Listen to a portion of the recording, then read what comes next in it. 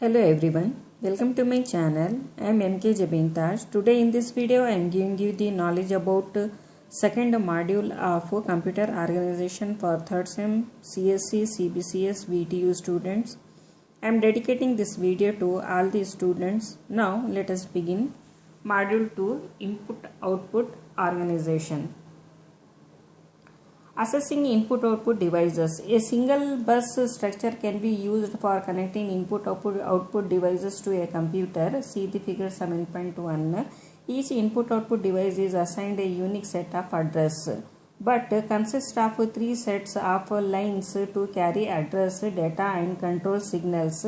When processor places an address on address lines, the intended device responds to the command. The processor requests either a read or a write operation. The requested data are transferred over the data lines.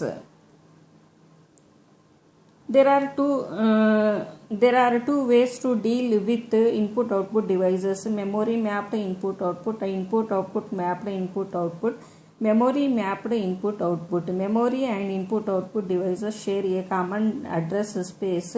Any data transfer instruction like move, load can be used to exchange information. For example, move data in, or not. This instruction sends the contents of the location data in to the register or not. Here data in, address of the input buffer of the keyboard.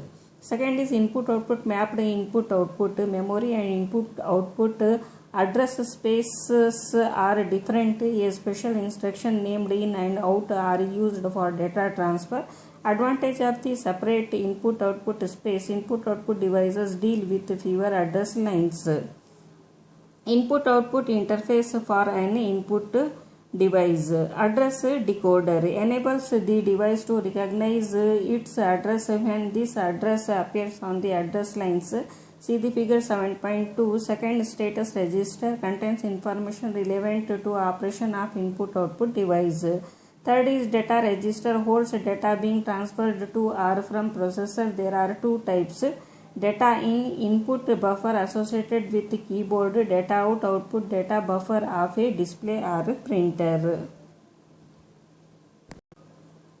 Mechanisms used for interfacing input-output devices. First is program-controlled input-output. Processor repeatedly checks status flag to achieve required synchronization between processor and input-output device. We say that the processor polled the device.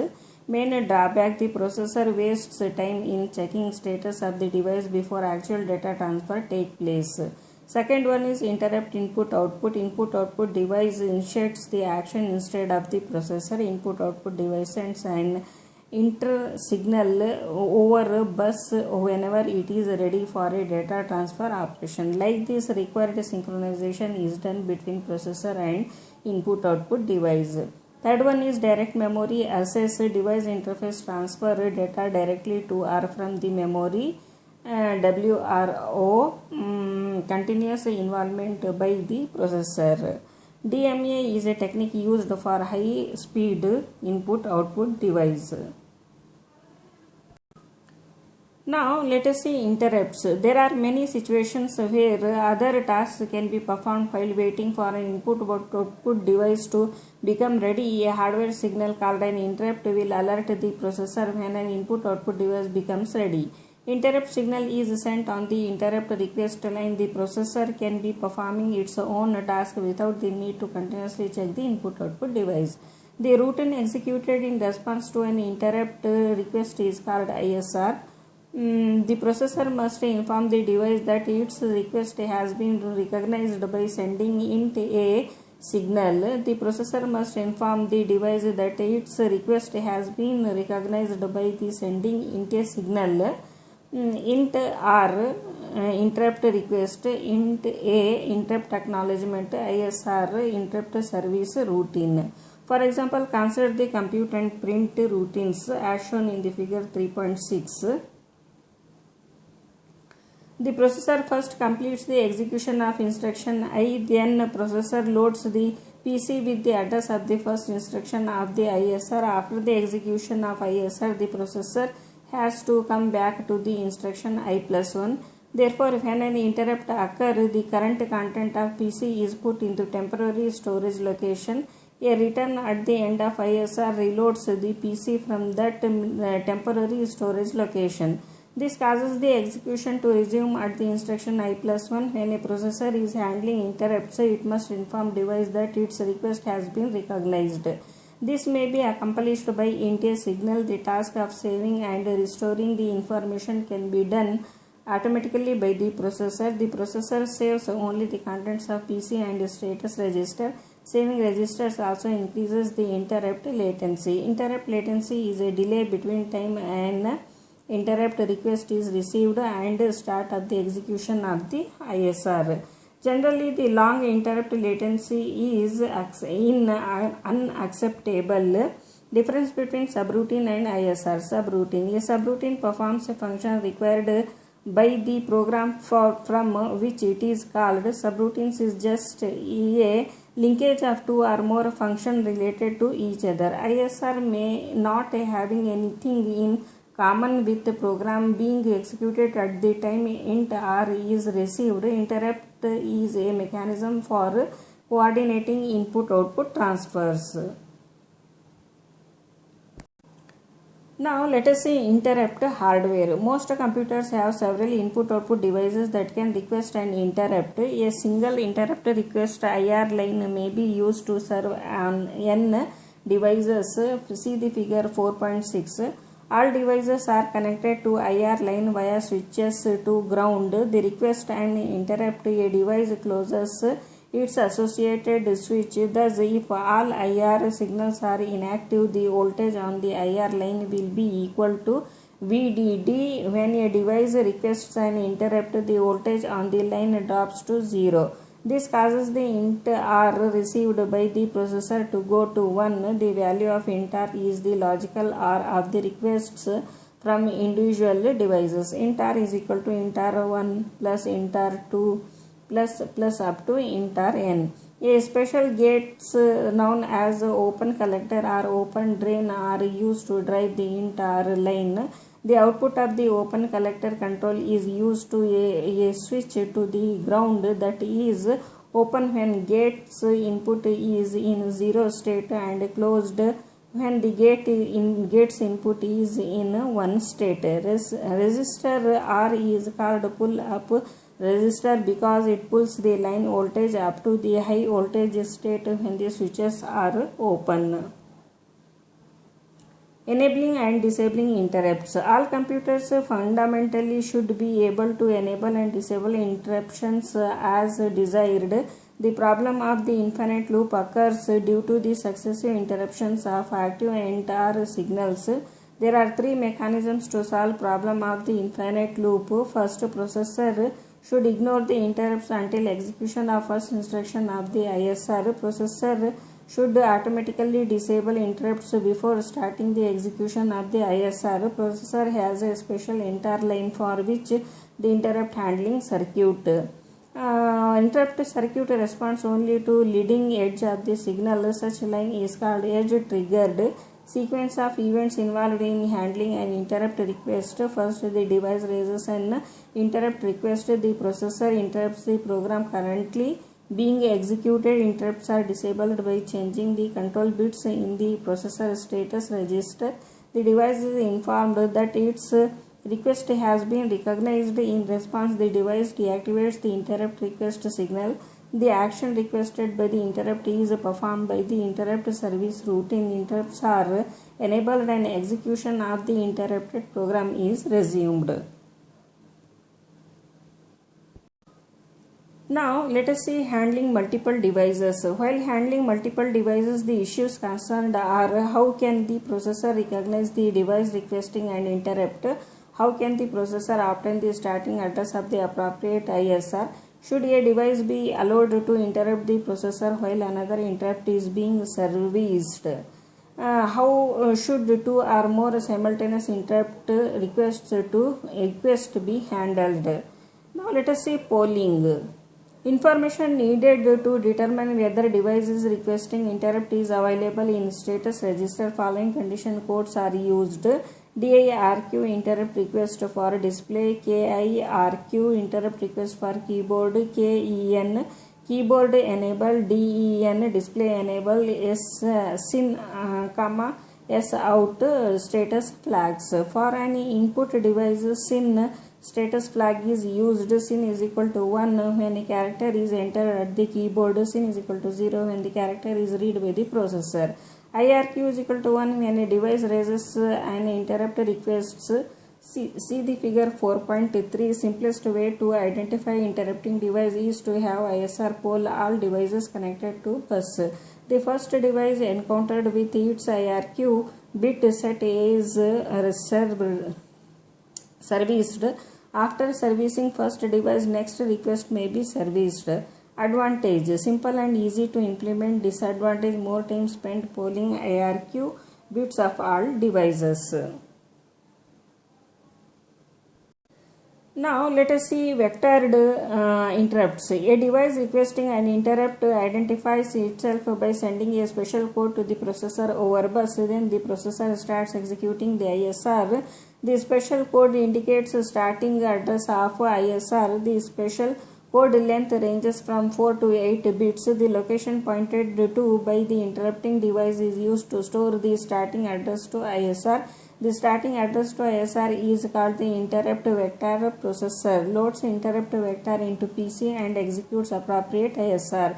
When a processor is ready to receive interrupt vector code, it activates int a line. Then input-output device responds by sending its interrupt vector code and turning off the int r signal. The interrupt vector also includes a new value for the processor status register. Now let us say controlling device requests. Following condition codes are used: KEN keyboard interrupt enable, DEN display interrupt enable, KIRQ RDIRQ keyboard or display unit requesting and interrupt. There are two independent methods for controlling interrupt request, i.e. interrupt enable. First, at device end, IE bit is in a control register determines whether the device is allowed to generate an interrupt request. At processor end, interrupt request is determined by IE bit in the PS register or priority structure. Interrupt nesting. A multiple priority scheme is implemented by using separate int r and int a lines for each device. Each int r line is assigned a different priority level. See the figures 4.7. Priority level of processor is the priority of the program that is currently being executed. Processor accepts interrupts only from devices that have higher priority than its own. At the time of execution of ISR for some device, priority of processor is raised to that of the device. Thus, the interrupts from devices at the same level of the priority are lower or disabled. Privileged instruction. Processor's priority is encoded in a few bits of PS word, PS processor status. Encoded bits can be changed by privileged instructions that write into PS. Privileged instructions can be executed only while processor is running in supervisor mode. Processor is in supervisor mode only when executing operating system routines. Privileged exception. User programs cannot accidentally or intentionally change the priority of the processor and disrupt the system operation. An attempt to execute a privileged instruction while in user mode leads to a privileged exception. Now let us see simultaneous request. The processor must have some mechanism to decide which request to service when simultaneous requests arrive. Int r line is common to all devices. See the figure 4.8a. Int a line is connected in a Desi chain fashion. Int a signal propagates serially through devices. When several devices raise an interrupt request, int r line is activated. Processor responds by setting int a line to 1. The signal is received by a device 1. Device 1 passes signal on to device 2 only if it does not require any service. If device 1 has a pending request for interrupt, the device 1 blocks int a signal and proceeds to put its identifying code on data lines. Device that is electrically closest to processor has a highest priority. Advantage: it requires fewer wires than the individual connections. Arrangement of priority groups. Here the devices are organized in groups and each group is connected at a different priority level. Within a group, devices are connected in a daisy chain. See the figure 4.8b. Now let us see exceptions. An interrupt is an event that causes execution of one program to be suspended and execution of another program to begin. Exception refers to any event that causes an interruption, for example, input-output interrupts. First is recovery from errors. These are techniques to ensure that all hardware components are operating properly. For example, many computers include an ECC in memory which allows detection of errors in stored data. ECC error checking code ESR exception service routine.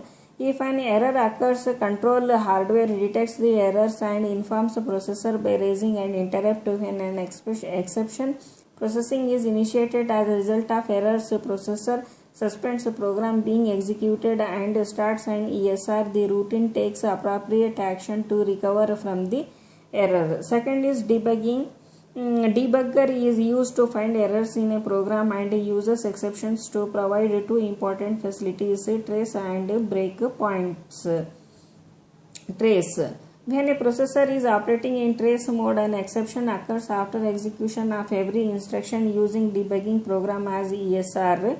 Debugging program enables user to examine contents of registers, memory locations, and so on. On return from debugging program, next instruction in a program being debugged is executed, then debugging program is activated again. The trace exception is disabled during the execution of debugging program. Second one is breakpoints. Here the program being debugged is interrupted only at specific points selected by the user.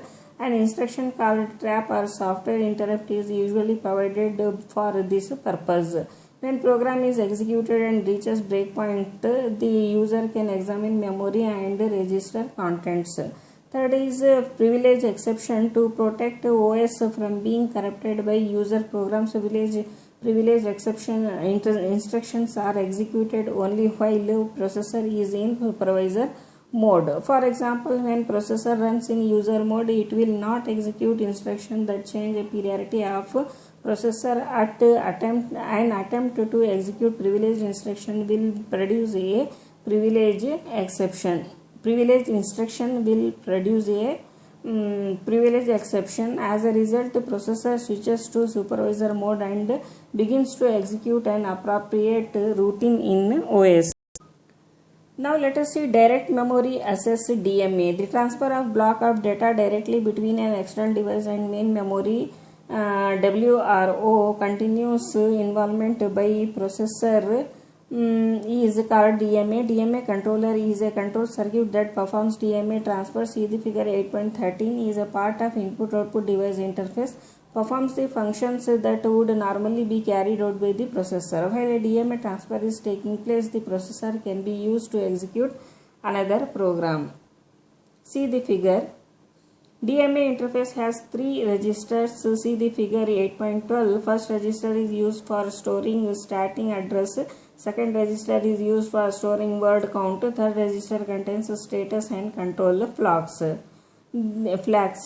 The R bar Y bit determines R bar W bit determines direction of transfer. If read or write is equal to 1, controller performs a read operation, that is, it transfers data from memory to input output. Otherwise, controller performs a write operation, that is, it transfers data from input output to memory. If done is equal to 1, the controller has completed transferring a block of data and is ready to receive another command, i.e. interrupt enable. If I is equal to 1, controller raises an interrupt after it has completed transferring a block of data. If IRQ is equal to 1, controller requests an interrupt. Requests by DMA devices for using the bus are always given higher priority than processor requests. There are two ways in which the DMA operation can be carried out. Processor originates most memory access cycles. DMA controller is used to steal memory cycles from a processor. Hence, this technique is usually called cycle stealing. DMA controller is given exclusive access to main memory to transfer a block of data without any interruption. This is known as block mode or burst mode.